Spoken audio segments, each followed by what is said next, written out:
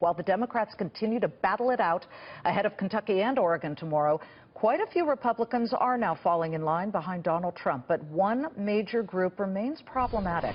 When it comes to women voters, Trump is still facing an uphill battle. Look on this screen here. Back in December, he had a pretty hefty 59% disapproval rating. But just 3 months later, that jumped to 73% of women who disapprove of the candidate. This number has gotten worse, not better. But did a major article about Trump's past with women this weekend work and worsen that picture? Did it have any effect or little effect? Fox News' on-the-record host, Greta Van Susteren, joins us live. All right, Greta, does anything in this article stick to Donald Trump? Probably not. Look, the New York Times is acting like this is the Pentagon Papers, but there's nothing in this article that is brand new. You know, at best, he's got boorish conduct towards women. Well, if you didn't know that for years and years and years, I don't know where you've been. Maybe you've been in a cave. There's absolutely nothing new in it. Plus, you've got one of the main people quoted in the article now saying that the article that she's taken out of context. She's gone on a number of news and on television. She says it's taken out of context. Then you've got some of the silly stuff in it, which is, for instance, that Donald Trump liked pretty girls in high school. He didn't want an unattractive girlfriend. Well, I don't think that's going to lose a vote. And then you've got in the article that Donald Trump's father was boorish, insisting that Donald Trump's girlfriend order steak and not fish. I mean, this is not the Pentagon Papers. This is all stuff that everybody knew about. And frankly, the voters in my hometown, they don't read the New York Times. I mean, they don't care. They're going to make their own decision based on their own situation. So I think this is great for us to chatter about in the media, but I don't think anything's new here, and I'm not going to defend boorish conduct, but this isn't new.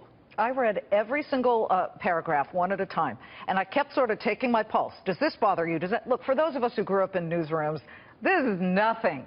No kidding. No kidding on that one. At least Trump says it publicly, right? All the stuff that we hear from guys that's said privately. But anyway, I'm not defending the boorish conduct on the private or the other. We're not laughing at boorish behavior. It's obnoxious. However, he has hired women. I want to move ahead now, because that's sort of yesterday. As we look at what Donald Trump has to do, he has to fix that problem with the women voting bloc, don't you think? And how does he do that? Absolutely. Can he do that? The majority of the voters out there are women, so he's got to do that. That's for him to figure out. But it's a long time between now and November, and I suspect one of his strategies is, and I don't know if it's a good strategy or the fair strategy, is to tear down his opponent. And he's already started doing that right out of the gate. And of course, she's wised up to that too, because she doesn't have the nomination tied up. But who's she fighting in Kentucky? Donald Trump. That's not her opponent in Kentucky. It's Bernie Sanders. But as Jeff Locke just said, the ads are about Donald Trump. So they've engaged. It's going to get really personal.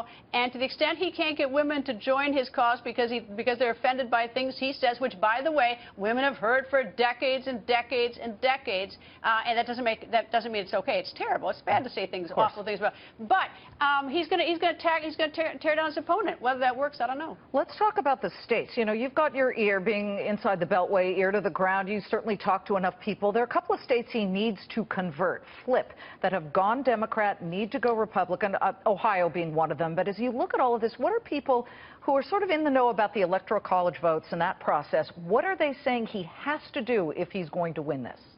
Well, he's got to win. I mean, it's always said that the Republican has to win because of the way the map is drawn, must win Ohio and also Florida. Now, Virginia is sort of an interesting study, because Virginia, that's always up for grabs. It's a swing state. But look what's just happened. Governor Terry McAuliffe is best friend to Bill Clinton, and he recently signed an executive order restoring the voting rights to about 225,000 felons. Now, people tend to think that those votes may tend to be more Democrat. I don't know if you're not going to get 225,000 people out to vote for Democrat, but you can see that a lot of groundwork is being done by at least it appears, by the Democrats to try to make sure that Virginia goes Democrat. Donald Trump thinks he can win New York. I don't know. And he thinks he can win Massachusetts. I don't know. I mean, that would certainly be unique. I know.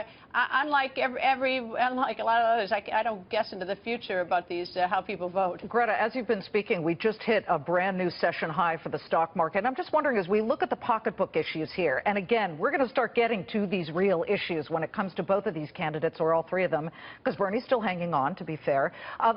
If the market is doing well and people see their 401ks reflated since 2009 when President Obama took over, do they look at that and they say, well, let's give Hillary a shot? Or do they say, let's give Donald Trump a shot and see if we can fix the bigger economic problems?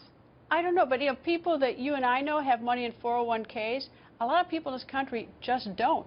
They just want to have a job. I mean, those 401ks are some sort of mythical thing that you and I talk about. I think if you get outside the Beltway and get outside the area of the New York, Washington corridor, you're going to see that I don't think that matters so much to people. But that's just my guess. I think American people are hurting a lot more, and they'd love to be in a position about worrying about the 401ks. They've got far bigger problems having to do with jobs before they even get to 401k. Get a job so that you can get the 401k. Greta, great to see you. Thank you so much. Thank you.